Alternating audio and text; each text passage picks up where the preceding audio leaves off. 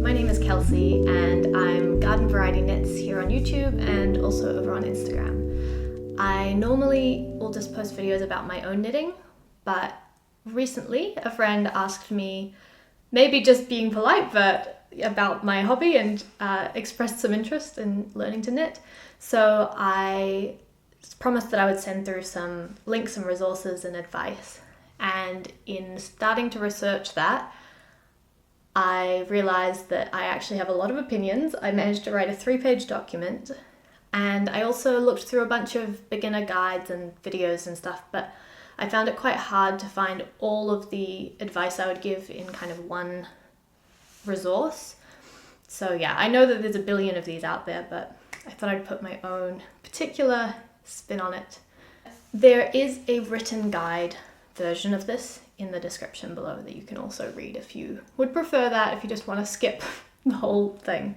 So I personally have been knitting for maybe 2 years more seriously, but I did learn to knit as a young girl. I think my grandma taught me. And so I think similarly to a lot of people who start as a kid, you kind of make some very simple and kind of childish first projects, which is completely fine, and it's fine to do as an adult too. And one of the things I will mention is that your beginning, like the first things you make, like they can be pretty good on a lot of fronts, but I think that you will always look back and kind of see something that you might have decided to do differently if you had the experience that you later do. So I would say expect a certain amount of kind of beginneriness, almost no matter what. But one of the good things about knitting is that it's actually very easy to undo. You can unravel something pretty easily. Most of the time you're not cutting your yarn very much, so it's you kind of keep the resources intact and you can just retry if you want to. So if that's a concern, it's easy to go back and undo things. And that's true also on the small scale of when you're in the middle of something and you make a mistake. It's very easy to just go back, fix it. It's very easy to undo everything. It's a little bit harder to undo some stuff and then continue from a previous point, but this will be a theme in this video. There are tutorials that will show you how to do that. That's one of the major themes I want to get through in this video, is that pretty much anything you want to do in knitting, there will be many video and blog and written resources for free on the internet to show you how to do that. And you can also go to your public library and there'll be many books as well. But personally, I find that YouTube and then a couple of websites basically cover my needs in terms of resources to learn. But anyway, my point is that while beginner projects will always to a certain extent have beginner kind of elements to them, you can probably do a slightly more efficient job at learning the skills you need to achieve your knitting goals, I guess. So if you want to make garments, you don't have to start learning to knit by knitting a scarf that's like 2 meters long and you're doing exactly the same thing over and over the whole time. You can start by learning to knit a jumper, or you can start by knitting a hat, which has some like slightly more interesting stuff going on. And I have, in this video, I will be suggesting some projects that I think are really good to tackle as a beginner, so that you can start learning some of the skills that you'll need for certain garments or accessories like a bit quicker. Okay, so I'll briefly cover the way that this video is going to work, basically. So my goal here is to kind of provide you with a really broad overview of all of the steps and like equipment and everything that you might need to do your first project or maybe 3 projects. So I can't cover everything in like one video though, so I won't be teaching you anything myself. I won't be showing you how to knit or cast on or any of that, but I will definitely try to link to resources that I have found that do cover those things.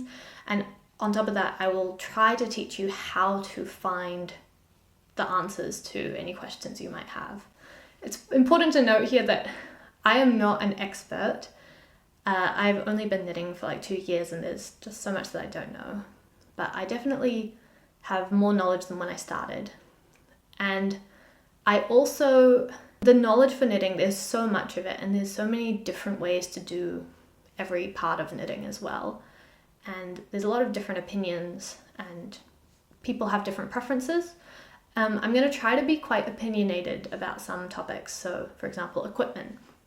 Because I know that as a beginner, there's just so much information and you kind of don't know what you don't know. So it can be really hard to make decisions. So I will try to give opinions where possible so that things can be as clearly laid out as possible.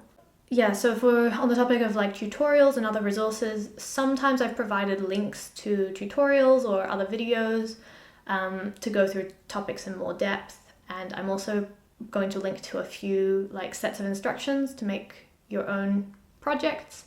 But the disclaimer there is that I've done my best to have a quick look through those and just make sure that they are going to be helpful rather than confusing, but I haven't used a lot of them myself. So yeah, if I link to something that is confusing or unhelpful, I'm really sorry. And please do let me know so that I can maybe replace it with something better. On the topic of contacting me, if you find something in this video that you want to know more about, or you start your first project and you get stuck on a certain step, and then you start looking for that information, so maybe you start searching for tutorials on that step, or you start searching for discussions of a concept that I've mentioned, and if you have trouble finding any good resources, please let me know and maybe I can find something or suggest somewhere that you can look that you might not have thought of. And I will also, if I do find things like that, I'll try to update the description of this video and the linked document guide to just include slightly more resources. You can feel free to either comment on this video, or you can message me on Instagram, where my link is in the description, but it's also Garden Variety Knits, or you can message me on Ravelry, and my Ravelry username is below. If you don't know what Ravelry is, we will get into that soon, but basically it's just the biggest database for knitting kind of patterns and projects. So that's roughly how this video is going to work. I think the first thing that I'm going to want to do is just mention some considerations or caveats before you get too deep into planning your knitting life, because it just might not be the right hobby for you. So I'll just mention some things that it's worth keeping in mind. So the first one is that hand knitting is very slow. There are things that'll make it faster, which are basically make smaller objects like hats or socks, or use really thick wool and really big needles, and you can kind of be a bit faster that way. But it's just going to take a long time. It's not an instant gratification sort of a hobby. It's not boring, but it's not, like Formula One racing, like there's not exactly a lot of adrenaline. The other thing to consider is, do you even like knitted objects? So this is one that I feel like sometimes people get quite far into knitting before they really question this one. So for example, do you wear hats? I have a couple of hats, and sometimes you need them because it's cold, but I'm definitely not like a beanie every day sort of a person, because I don't love what it does with my hair. And some people don't like wearing sweaters, or they find that, it's just not something that they reach for in terms of the fashion that they wear. And the other thing is, do you find it comfortable? Because a lot of people find wool quite scratchy, because that will be something where you can try to find fibers that are, good for you. Everyone to a certain extent will find really, really rustic, rough spun yarn itchy. And so everyone has their own personal threshold. But if you know starting, like right off from the start, that you are pretty sensitive, then that's just, going to limit your options, and that's something that you might want to ask, like if it's worth it. And the other thing is that knitting, and any hobby where you have to sit and do things, but it can be pretty tough on like your shoulders, your wrists, your neck and back. Two things there. One, just make sure that you take a lot of breaks, especially at the beginning when your body's getting used to it and you might be a little bit like less comfortable. So take some breaks, walk around, stretch as well, stretch out your arms, stretch out your wrists.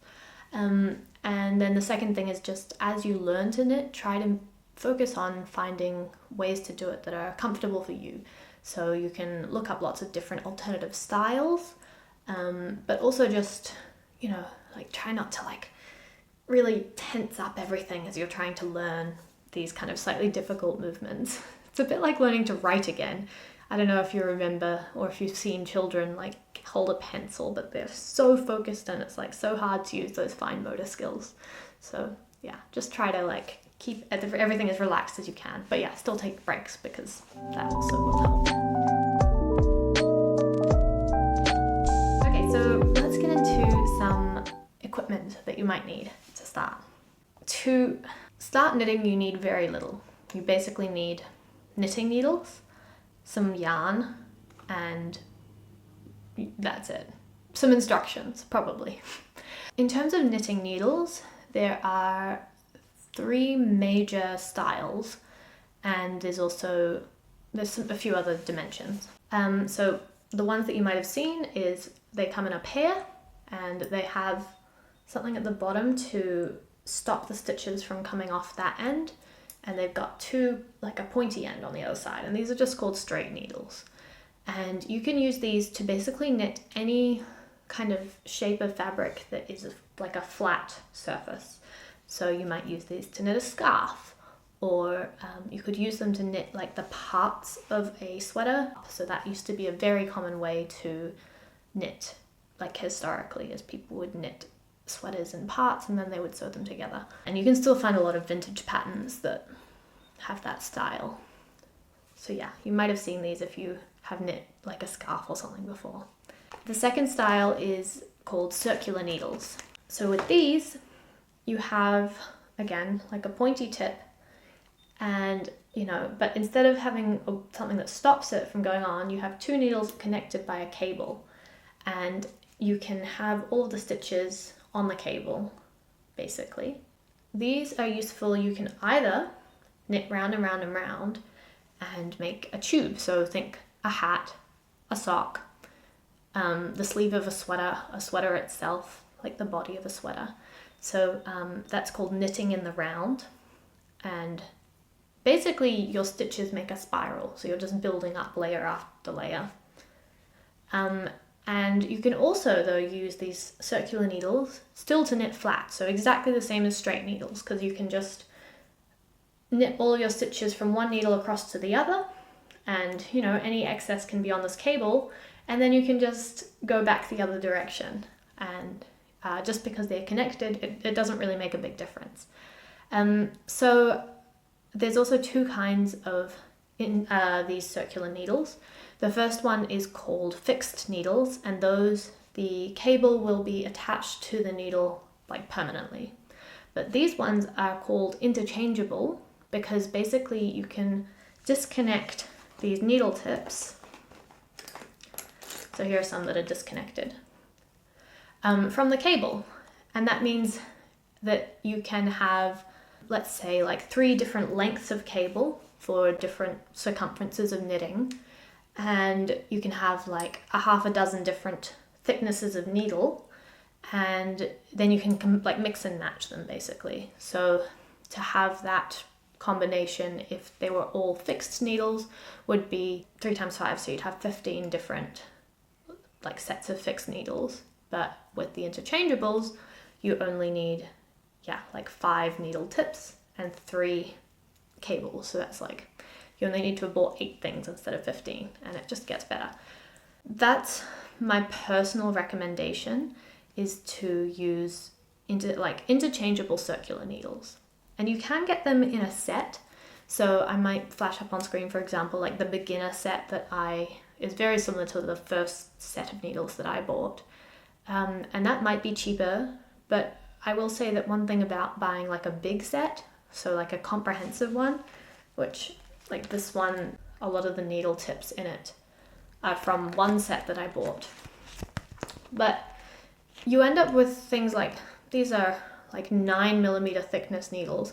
I have never used this. I almost definitely will never use this. So if you buy like a comprehensive set, you might end up with stuff you won't use, and you might also still be missing, like this set, for example, I think it jumps straight from 4mm to 5mm needles, and 4.5 is a really common needle size, so it's missing that. My advice, unless you can get a good deal on a set, would be to buy exactly the cable length and needles like diameter that you need for the projects that you want to knit. And then over time you can build up a collection, and eventually you'll find yourself reusing some of the things you already have. The one caveat there is that interchangeable needle, like you can mix and match, but you often can't mix and match across different brands of needles because they'll have like a different mechanism to attach the cable to the needle. So you will probably need to select pretty early on like what brand you want to use, and then there will be a switching cost if you ever change your mind. But I would say don't worry about it too much. Like maybe don't splash out on something crazy expensive to start. Just get some fairly cheap ones, try them out. I think these are Knit Pro brand, which I can't remember. It's like Knit Picks, Knit Pro are like the same thing, but in Europe and America. Anyway, I don't have specific brand recommendations, but just get whatever's the most accessible to you, whether that's like by price or like, just whatever your online store of choice has the biggest selection for. But I would recommend interchangeable circulars because you can do pretty much everything that you want to with them, and that's just a nice baseline. The third kind of needle is called double pointed needles. These normally come in a set of like 4 needles. I have realized that I did not pick out a set from my box. Anyway, the point is that it's in the name. One end is pointy, the other end is also pointy, so they're double pointed. They are often shortened to DPN. And with DPNs, you can also knit a tube, like a sock, but your tube can get really small and it's still pretty easy to knit. So like think about like trying to knit the thumb on a mitten. So double pointed needles can definitely be faster as well for like a small circumference of knitting. So think, mittens, socks, the ends of your sleeves. And some people just prefer them, but I'm still going to stick to my recommendation of interchangeable circular needles because there's a method there's 2 methods. One is called traveling loop and one is called magic loop. And these will basically let you knit a smaller circumference of knitting than the length of your cable. So you can knit socks on circular needles, for example. They just need to have quite a long cable. So that is one thing, is that if you know that you're going to need to do some small circumference, like if you do want to like knit a hat, so when you get to the end and you are making it smaller and smaller to make the crown of the hat, you'll probably need to switch to magic loop. For that, you just want to make sure that one of the cables that you buy is quite long. There's one other dimension that needles can change across, and that's what they're made out of. So these are made of metal, and the other ones I was showing are made of wood. So yeah, the wood could be bamboo or other woods, like, that doesn't matter so much. And the metal can be, different fanciness. You can also get plastic needles, actually. So I guess there's 3. The main thing to consider is that metal needles tend to be quite slick, so it can be a bit harder to keep your stitches on the needles. I would recommend starting out with wooden needles because I think that they're a bit easier to manage. The stitches stay on a little bit easier, and things just kind of stay where you put them. And that's the other advantage of going for individual needle tips and cords in an interchangeable, like within an interchangeable brand universe, because then you can probably find like the metal needle equivalent of that brand just to try out like once, if you are interested in a different style of needle, for example. That's my recommendation as far as needles go. Just buy what you need for your projects. I guess that's also my overall recommendation. So my first recommendation is to use interchangeable circulars, but even if you choose to get other ones, I would still recommend basically just buy as you need it, unless you are like in a really hard spot to get to and your postage costs tons, in which case maybe invest in a set. Overall, I think that it's probably going to work out cheaper if you live in a city or somewhere to just get what you need for each project. Cool, so now we come to the second part of equipment, which is yarn. Now, There can be, and there are, like entire hour-long videos just about yarn types, yarn properties, all of that. I'll make some general recommendations. The first one is that you will probably be learning about yarn for years, so don't worry too much about it if you feel like you don't know very much. I think this is one of the biggest struggles. When I first started knitting, I kind of thought that what I needed to learn was like how to do fancy stitches and how to knit lace and how to knit cables, and that's all fine, but it's actually all pretty straightforward. The thing that's hard and the thing that makes experienced knitters kind of amazing is they have like encyclopedic knowledge of different yarn types, the way that different things behave, how it matters, you know, how it's been spun, all of that. I would say that if you want to learn about yarn, you could definitely look up some specific videos about it, but also take it slow, you know, like you just need to pick one yarn for your first project. And again, kind of like the needles, just learn just enough at a time for each project, and you'll probably accumulate the knowledge more comfortably than just diving in deep at the beginning. But I will say that the yarn you choose makes one of the biggest differences to your finished product. So if you want the safest bet, it's probably to choose the yarn that is recommended by the instructions for whatever you're trying to make. So the knitting pattern that you're going to use often will have a recommended yarn or yarns. And if you pick one of those, that's your safest bet. This can be really hard though, because knitting, you know, in the world of the internet, I might be knitting a knitting pattern that's from Canada and they recommend a yarn that I can't buy over here in Switzerland. So yeah, maybe take that with a pinch of salt, but I would definitely say that you can play it kind of safe at the beginning. I think that was one of my biggest beginner mistakes though, was that I thought that I could just make it up a lot more. And you can, like, you can be very creative and you can repurpose things and you can make things work. But I think that I created a lot more headaches for myself by doing that, because you can, yeah, if you use yarn that's too thick, you end up with a really stiff fabric, for example, and that can make something look really off. And similarly, if you use something too thin, maybe it's becomes see-through or it's not fitting the way that it should, even though you followed the instructions perfectly. So yeah, yarn is a tricky one. I will quickly go through some of the properties that you need to look at, and also I have a link below, but Ravelry, which I will go through a bit more later, but you can search up yarns in Ravelry, and that will give you a kind of slightly more unified view of the information on the yarn, because yarn labels can just say anything basically, and sometimes they can be a little bit tricky, and it's hard to match up just from the label whether or not it'll work for your project. But Ravelry will tell you a bit more of a standardized set of information about the yarn, and you can also then see how people have used that yarn, which is so useful. So if you're yarn shopping, I would almost always look up the yarn you're looking at on Ravelry just to get a better idea of what it can be used for. So yeah, the main elements of yarn are how thick it is and what it's made out of. How thick it is the most important thing.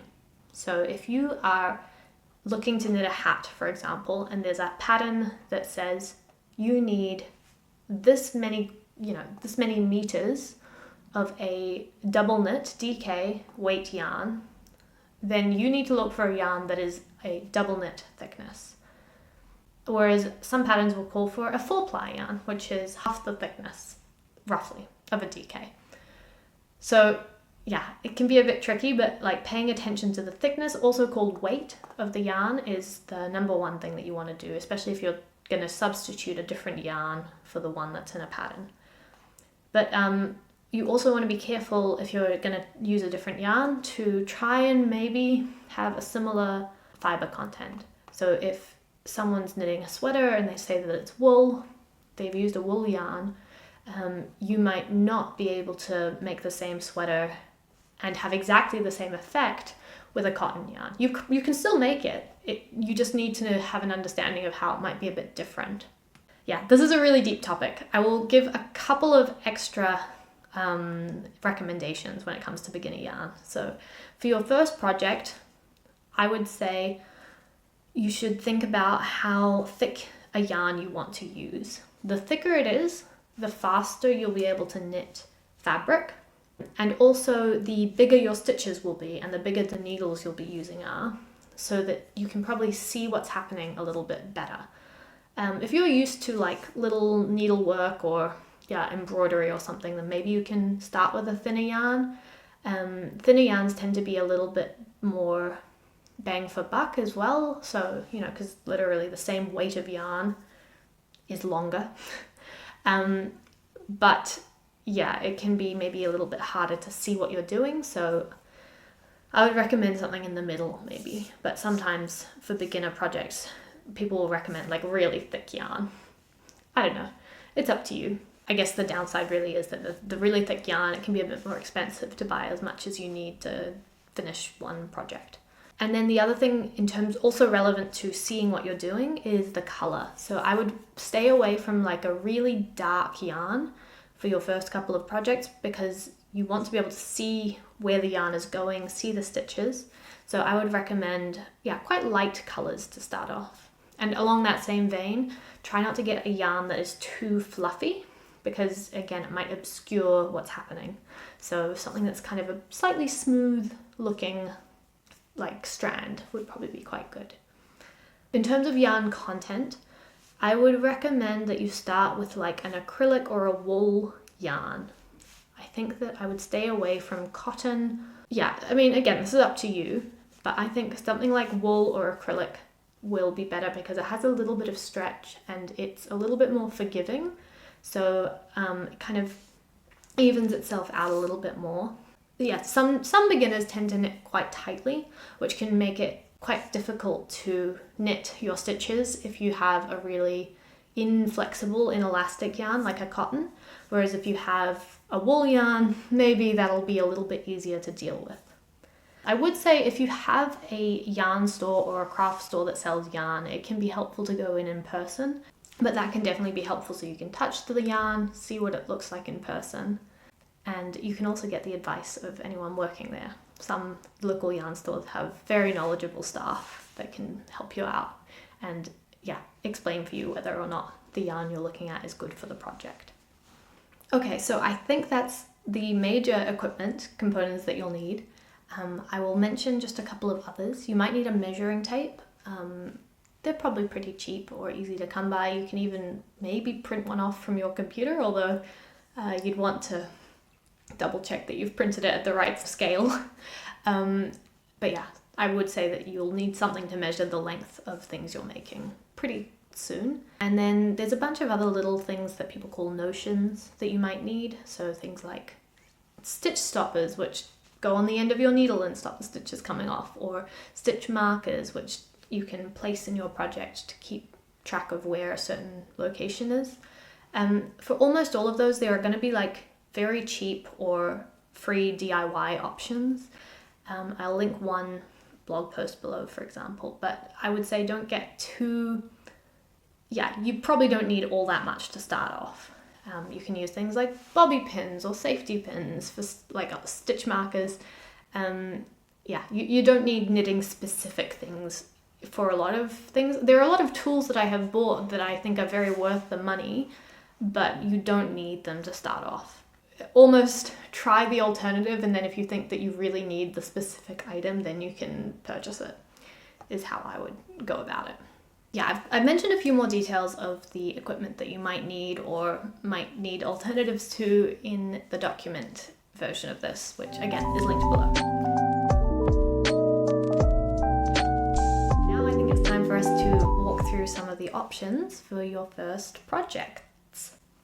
So I would recommend before you start trying to make anything, you're probably going to want to just literally search in YouTube like beginner how to cast on, and cast on like 20 stitches, and then again search how to knit, how to purl, and just practice those stitches like with your needles, with your yarn.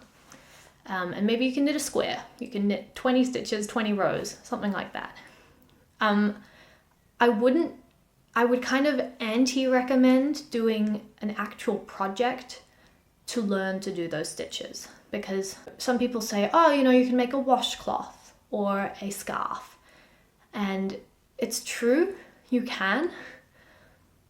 I don't think you're going to necessarily want that item, and I think that you pick it up quite a lot quicker than it will take to make any actual finished item. So I think that if you try to slog your way through an entire scarf, you'll have learned how to knit, you know, by like a quarter of the way in, and then the rest of it, you're just doing the same thing over and over. And a washcloth could be more satisfying because, you know, you make a square and then hypothetically you can use it for something. But for it to be useful, you probably need to make it out of cotton. And I wouldn't necessarily recommend like learning to knit with cotton, as I said. If you want to try to make a washcloth or just make a square and like use a washcloth pattern for that, I've definitely got some options linked below. But I do think that for it to be a practical item, you need to make it out of specific material. If you knit with cotton, it's not like machine knitted fabric that can be quite thin. Like, it's going to be quite a thick fabric and it can take a really long time to dry. I personally think the knitted washcloth is an impractical item. So that's my hot take. The next thing that you might want to knit as a nice, like, simple beginner project is a bandana. So this would be like maybe just a triangle that you can wear like in your hair or as a little necktie. There's a few options for these. I think that if it's something that you want to wear and you are interested in having something like that, then absolutely go for it. I think it's a really great beginner project. I've linked a couple of versions, one that's free and one that costs $3.30 USD. And they aren't even completely plain. Like, you'll learn a couple of ways to make kind of slightly pretty details. And I think that's fun. There's no reason for your very first project to be completely boring. Like, once you've learnt those knit and purl stitches, there's a lot of ways to combine them with some very simple other techniques that you can, again, just look up tutorials as you come across them in the pattern. So yeah, you can make something quite pretty. Like, I'll hopefully flash up some pictures of the bandanas on screen. I would say that the downside to those is that they're quite a specific fashion item, and personally, I wouldn't have reached for them as my first project because I don't necessarily think I would have worn them. So it very much just depends if that appeals to you. Another option, and this is probably one of my top recommendations for a beginning project, is a hat. So just knit a classic beanie. So this one I really do think is a great option for several reasons. The first is that it doesn't use a ton of yarn. You can probably do it with like 2 balls of yarn. Also, that means it doesn't take that long. I also think it is quite practical, and you do want to knit it out of like a woolly type of yarn, so either a wool or an acrylic, because, you know, hats are for warmth, ideally. That's good. As I mentioned, I think that starting with wool is quite a good idea. You also can, knit like a textured hat with some very simple techniques, and that can be a little bit more interesting than just like plain stockinette, which is where it's just knit stitches. Stockinette is like the very flat fabric that you will see like just a plain sweater is made out of, for example. I think that the other pros of a hat is that if you start at the brim and you knit your way upwards, then the hardest thing that you do at the beginning is just literally joining into a circle, which, again, there's tutorials you'll want to look up, join in the round.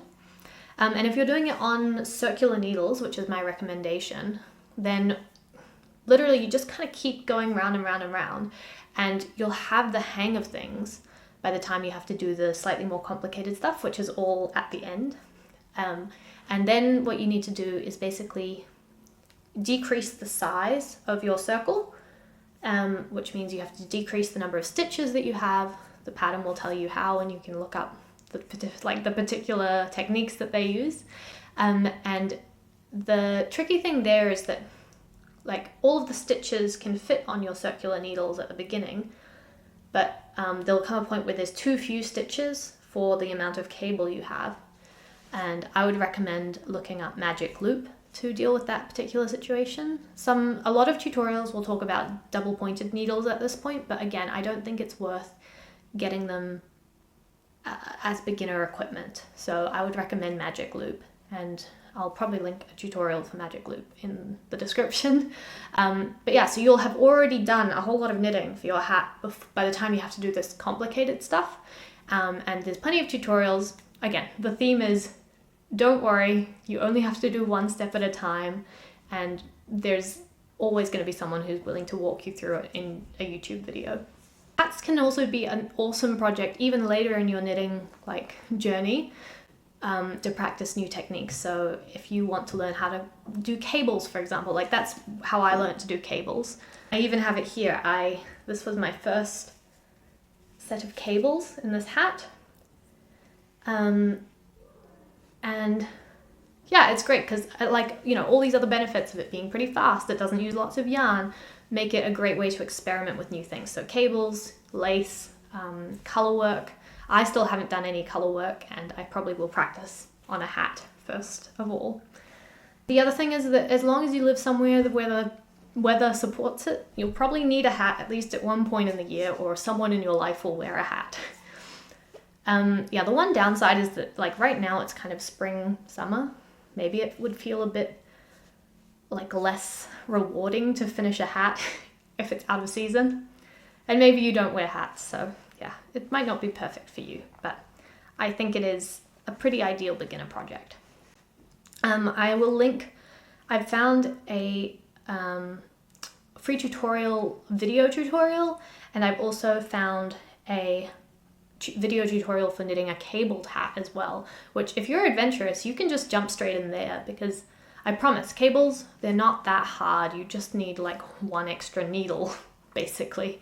And it's really not a crazy thing. And yeah, so you could definitely try that. And then I will also link, there's a Pearl Soho free pattern on their website for how to knit a ribbed beanie that I will link if you would prefer to work off a written pattern than a video. In summary, knit a hat. Just remember to do it in a light colored yarn.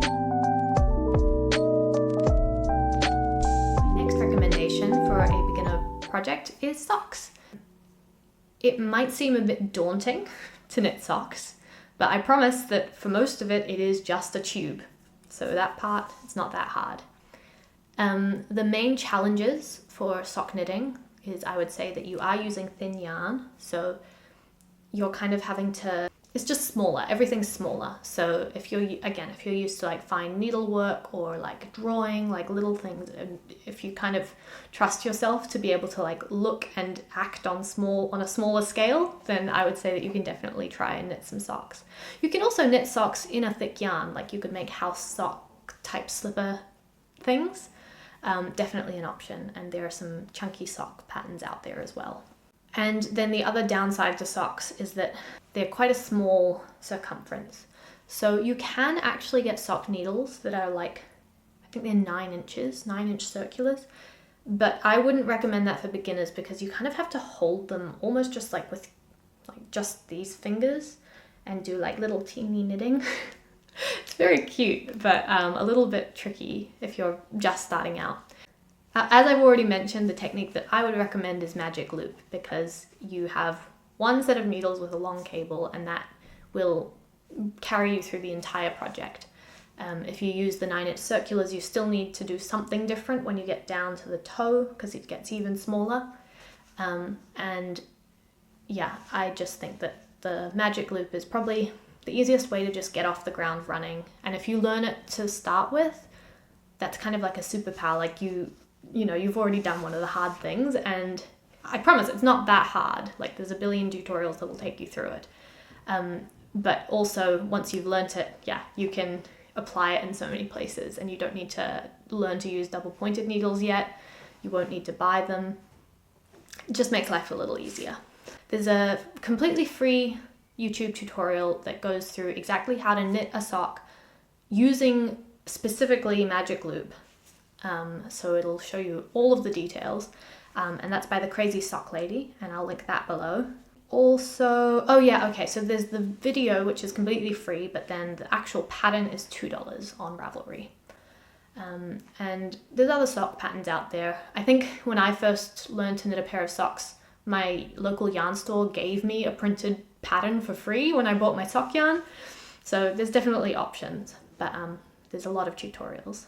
The other option, if you are quite adventurous, or if you've already knit your hat and you're ready for a challenge, is something called the pedal drop socks.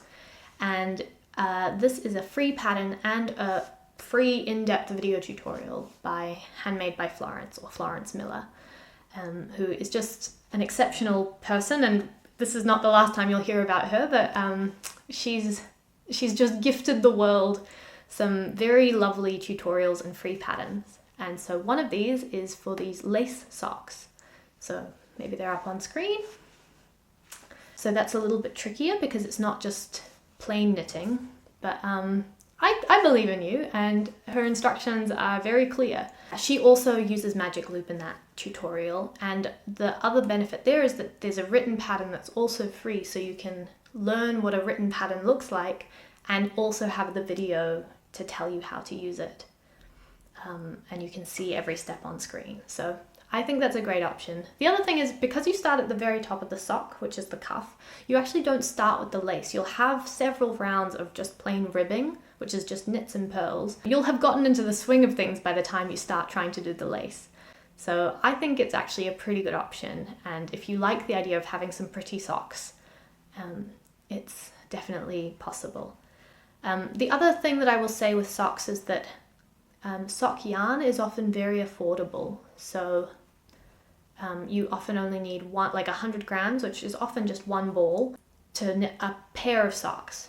And this is because the yarn is thin, and as I mentioned, that has its downsides. But it's possible that this would be a good starting pattern. Yeah, and then the other advantages, socks are practical to a certain degree. Everyone needs socks. I would recommend, if you are going to knit socks that you want to wear with shoes, that you use a sock yarn that says that it's a sock yarn and that contains some amount of nylon, because that can make it last a lot longer. Oh, and I forgot to mention, so I think the other thing about socks that makes them a really great beginner project is that you learn tons. So you start off, you cast on, you learn how to use magic loop, you learn how to knit a tube, and then you learn a technique to make the heel of a sock. There's several different techniques, but they're all really interesting, and they involve some things like knitting 2 stitches together or doing some sort of short row. But again, it might sound daunting, but you only have to do one thing at a time. And so you can take as long as you need to learn each step. And then you knit the foot, and then you have to do something to make the toe shaping, and then you have to find some way to put together the toe. Of course, some socks also go the other way. They start at the toe and they end at the cuff. Okay, we're down to our final 2 options. And these are probably the best if you are getting into knitting purely because you want to knit garments. So if you want to make cute sweaters and cute tops or ugly sweaters, and you actually don't have that much interest in accessories or knitting socks, knitting a hat, you can just start by knitting a top or knitting a sweater. So first off, one option is like a tank top. I think that this is probably, again, talking about seasonal knitting, I find this the most appealing option right now because it feels like this thing that I could wear immediately in spring and summer. So there are definitely some patterns that are very beginner friendly to make a tank top. And yeah, you'll also have an entire garment that you can wear when you're done. There's something magical about it being part of your outfit I don't know, like putting on a hat, that's cool, but like, you know, there's something about a tank top that I find really appealing. The disadvantage is that it's probably a bit more knitting than any of the other options that I've mentioned, because yeah, it's just slightly more fabric that you need to create. And because of that, you'll also need to buy a bit more yarn, which means it's a bit more of like an initial investment. With a tank top specifically, you'll need to find like a fiber for your yarn that is comfortable on your skin, because it'll probably be worn like, you know, just with some undergarments. So yeah, if it's going to be directly on your skin, you probably need something that's a little bit, just make sure that it's not itchy to you. I suppose another disadvantage is that you might not want to use a wool yarn, but I would say that you can probably make a merino tank top, and it'll still be, like, maybe you can't wear it on the hottest day, but it might still be a good undergarment for winter, and you can probably still wear it like in spring and autumn. So I would, yeah, you don't have to use a cotton, but you can if you want to. So this is actually special mention. I wore this because it is one of my beginner projects that I made, and this pattern I would really recommend for this purpose, which is the My Little Secret crop, and it's by Jessie May, or Jessie Made Designs, and it's really easy. It's like, I would say definitely the same level of difficulty as a hat, because, okay, I don't know if you can see, you start by joining a circle, and then you just knit ribbing all the way up until under the arms, and then you knit back and forth to make this front bit, and then you have to knit some straps, which is probably the hardest part. But there's, again, video tutorials like literally linked from the pattern. So, and then yeah, you just have to attach the straps at the back. But again, there's so many instructions for this. So I would say that it's a really good option.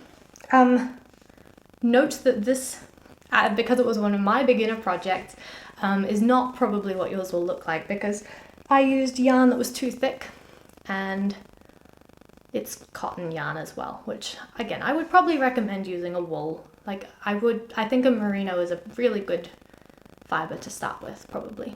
One thing to note about this pattern is that it is a paid pattern.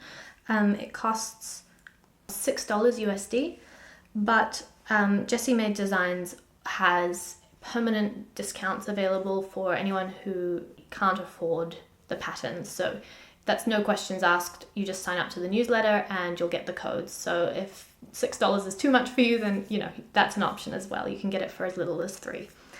And yeah, I would definitely recommend this pattern. I love it. I think it's easy. I think it's cute.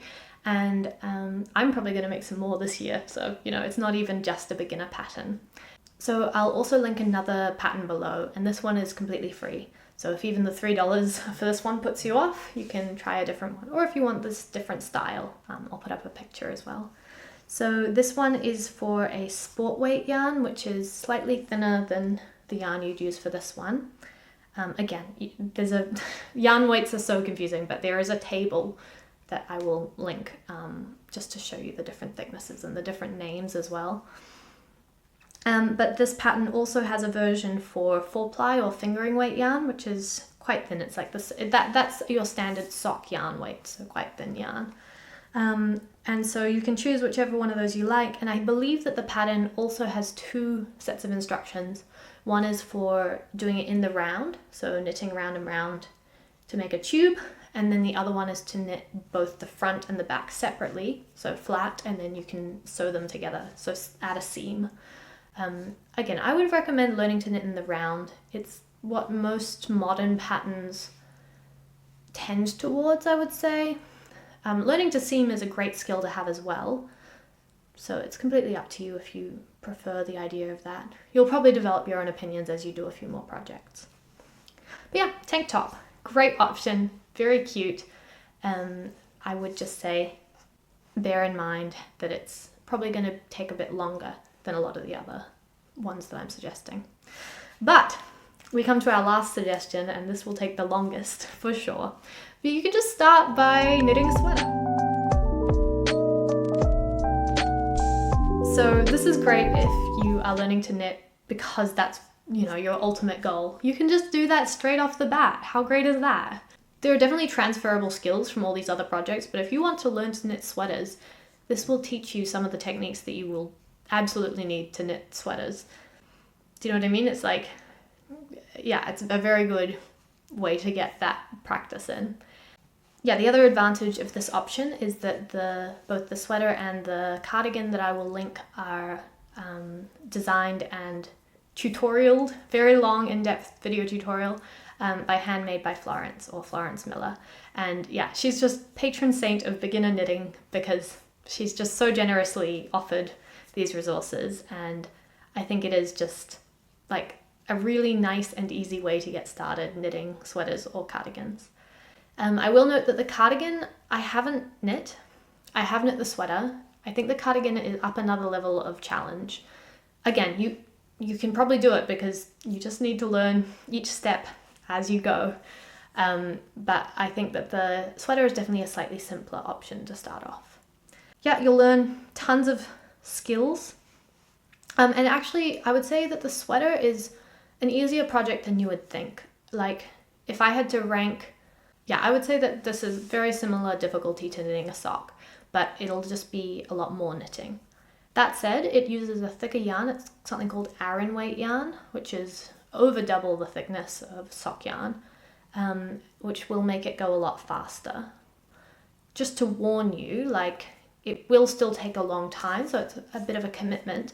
And on top of that, it will probably be one of the most expensive beginner projects that you could do because, yeah, the amount of yarn you need to knit an entire sweater is just a lot more than for any of these other projects. So there you kind of have two options. One is that you could get a really budget-friendly yarn and just consider the whole thing a learning experience that you can hopefully still wear. And that's a totally valid option. The other option is that you could get a yarn that you really like and that you think is really nice, and you could just accept that maybe one day you'll want to unravel this project and repurpose the yarn because it might still feel a little bit like a beginner project to you once you've made a few other sweaters. Completely up to you. Actually, so I mentioned that I've made this sweater. I ended up making it in a yarn that I got like at a very big discount at a market because there was a stall that was closing down. So yeah, if you can get your hands on like some quite cheap yarn, I think that is a good option. But I definitely don't wear this sweater as much because I don't like the yarn. So yeah, it's kind of up to you what you think is best. I think it's nice that it is even possible to knit an entire sweater as a complete beginner because these videos are that good. And on top of that, you know, one day you probably will want to knit your first sweater, and I would highly recommend this even if you do make some other projects first. I believe that that's the end of the projects that I would suggest. If you have any other recommendations, feel free to add them below, or if you have just finished your very first project and you're looking for other ideas, let people know what you made, let them know if you think it was a good idea. The last section of the video, I would just like to quickly go through some resources and like how you can find out more. So the major one for knitters is a website called Ravelry.com. It has been teased throughout this video. I would consider it's such a mix. It's got many different features. I'm going to link a video below that kind of takes you through how to use the basic features of Ravelry, which I think is a great overview. You can also just go and explore. It's very much a product of the 2000s, I feel, this website. So it's got some very classic style forums, and it's not particularly mobile friendly. So I would recommend using it on a tablet or a laptop if you have access to one of those. It is also, anyway, so basically, yes, it's got a set of forums where you can talk with other knitters about all sorts of topics, ask for help. I personally don't use them that much, so I actually don't know like what the response rate is and stuff like that, but people seem quite like open and welcoming. I would recommend making a Ravelry account pretty much straight off the bat because you can use it to save favorite patterns, like record details about the things that you've made, find other people's projects to see what they've made. So for example, my Ravelry will be linked in the description below and you can go and see the things that I have made over my time. And that's a great way to get inspiration. Ravelry also is probably the biggest digital database of knitting patterns, so instructions on how to make a certain item. And for a lot of knitting patterns, they will either be like free to download through Ravelry, or you can actually purchase them on Ravelry too. I believe you do need to have PayPal in order to buy patterns directly through Ravelry, which might be a bit of a barrier. But if you do, it's super convenient. And if you only have a credit card, then a lot of the bigger knitwear designers will have their own personal website, and often when you buy through that, you can pay with card. There are also patterns on Ravelry that are like in the database, but not available through Ravelry. So the biggest category for those is patterns that are sold only in books, like they're a full collection of patterns or magazines. And then there's also some that just link you to like a blog that has the pattern instead. So it's a huge database of patterns. The video I've linked will tell you a little bit about how to search for patterns that you like, although I think to start off, I would take recommendations from people on YouTube or like in blogs or in forums, instead of just searching the wide world of Ravelry by yourself, although it's completely up to you.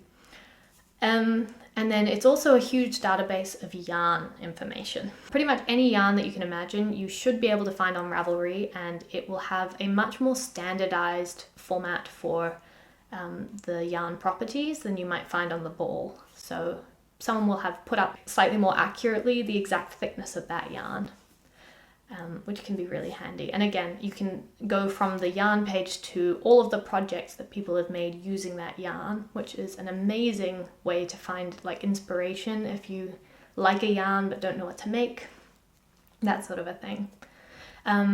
Also, you can go the other direction. If you have a pattern that you want to make, you can look at all the projects using that pattern and see what yarn everyone used. And you can look at the pictures and decide if you like the results. They might have mentioned whether they like the yarn.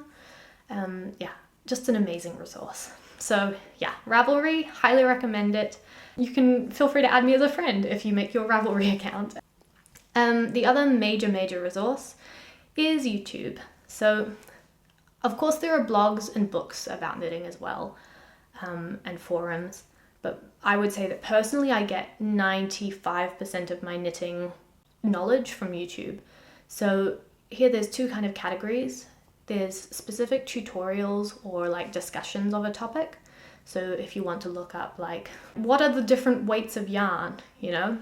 And then techniques as well. So like, how do I cast on? How do I increase the number of stitches? How do I do make one left increase purl side?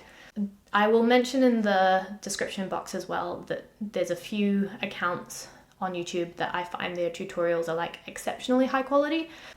And then the other category of YouTube knitting content is probably things like more generic, what people are making, how they feel about the pattern, how they feel about the yarn. One great way to start here is people make kind of roundup videos of everything I knit this month or everything I knit this year, all my favorite summer knitting that I've ever done. So you can look up some of those videos just to get inspiration. People can, yeah, I think it's a great way when you're starting out, rather than just picking from the huge world of knitting patterns and yarn out there, to instead go with something that's maybe comes recommended from someone that you like, you know, you like their opinions. So yeah, I would recommend that sort of a thing as well. Of course, that is getting in quite deep. I spend hours of my week watching people talk about knitting. You don't have to go that far off the deep end. I do it because I enjoy it. It's almost a second hobby. But yeah, I would say no need to get that far in. Just know that YouTube is a massive resource. And that second kind of video, I learned so much from those sorts of things, but it is very unstructured knowledge. It can be quite hard to search. So, you know, you kind of do have to watch hours of that content to learn all the little tidbits that are in there. But you'll learn it all through experience or discussion anyway. So it's just a way to kind of fast track your learning. Yeah, so there's that's Ravelry, YouTube. Of course, there's like on Ravelry there are forums. There's also like some Reddit knitting forums. I don't personally use them. There are some knitting specific Discord channels or servers. I'm personally on the Discord server for The Woolly Worker, which is another YouTuber who I will link in the description. And I think she links her Discord in every single video description. So that's very welcoming. I think she just welcomes any knitters to come and join, and I find that, you know, if you went there to ask for help, I'm sure that people would be very willing to give you a hand. And, you know, if you say, oh, I'm a beginner, I don't know how to, you know, learn to do this thing, I'm sure people could help out. And then last but not least, I would say, yeah, if you have tried searching for stuff and you're having trouble, you can ask questions, yeah, like on these forums. You can do it on people's YouTube videos. So if someone is talking about a pattern or a technique, you can always ask them, or even just, so I would be happy, you know, I make regular knitting channel videos on my YouTube, and I would personally be happy to answer even an off-topic question in the comments. So feel free to ask it there, or, you know, message me on Instagram or Ravelry. And I know that at least, like, there's another YouTube channel called AKA Nora Knits, and Nora has only been knitting for like a year and a bit, I think. So she's also quite a beginner, but she's an incredible beginner. She really just like dove straight into challenging herself. And I think she said that she gets so much from the kind of her viewing community, like they answer so many questions for her, and she said she'd be happy for other people to like share that community. So she explicitly said that you can comment under her videos and ask questions, and maybe like other viewers will comment to help out as well. And I think honestly, if you did that on pretty much any knitting YouTube account, the like person whose channel it is would probably be happy to help. I won't make a blanket statement, but there's a lot of people who they just want to share their knowledge. They want to share their love for this hobby. So yeah, I would say that hopefully you can find help quite easily. Oh, and one thing I didn't mention is that if you are working off a pattern and you get confused, a lot of like knitting designers will offer pattern support. So you can message the designer directly. They'll often have an email contact, and you can say, hey, I'm confused by this bit. And especially if it's an issue with the pattern, they should definitely respond. But even if you're just like, oh, I haven't ever done this technique before, could you help me find a tutorial? I'm sure they would probably be happy to respond. I think that is everything. I mean, it's not. There's so many more things I would like to say, but maybe I'll save them for more in-depth specific videos in the future. If you found this video at all useful, please like it, comment, you know, all those things that YouTube loves, because it'll help it reach other people. And I'm hoping it's a useful resource. So I hope that you enjoy exploring this world. I hope that you don't feel too overwhelmed. I really, like, my absolute final message to you is that it is one step at a time. The stakes are very low in knitting because you don't consume your resources as you go. Like, you can always undo it and try again. And yeah, you have the power of the internet at your fingertips, and you can definitely like learn everything you need to. So if you are interested in doing it, I fully believe in you, like you can. Cool. Hopefully that's nice and encouraging. It was really nice to run through all of this, and yeah, have fun exploring. Hopefully I will see you around the knitting internet at some point, because you will be as obsessed with this hobby as I am. Great, cool. Bye. Thanks for watching.